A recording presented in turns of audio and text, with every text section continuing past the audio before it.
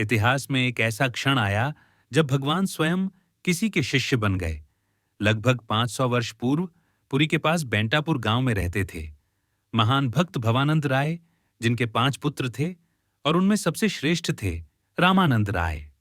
रामानंद राय कोई साधारण व्यक्ति नहीं थे।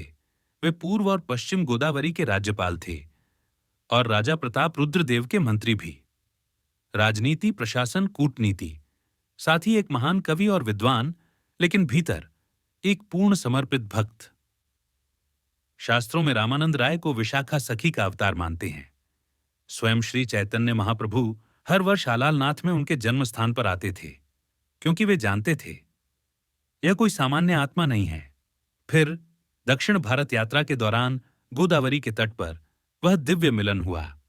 एक ओर सन्यासी, तेजस्वी, दिव्य आभा से युक्त महाप्रभु और दूसरी ओर शाही पालकी में आते रामानंद राय, संगीत, वैदिक ब्राह्मण और राजसी वैभव।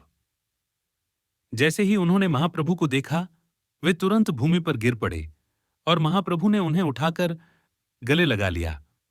रात के अंधकार में नदी किनारे दोनों के बीच शुरू हुआ एक ऐसा संवाद जिसने भक्ति का सार उजागर कर दिया।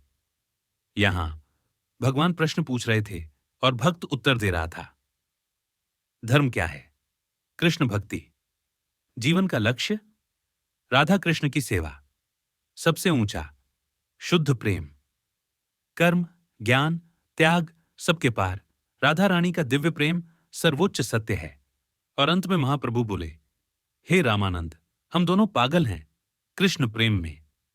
रामानंद राय ने सब कुछ त्याग कर पुरी में महाप्रभु की सेवा की और जीवन भर उनके साथ कृष्ण विरह में डूबे रहे।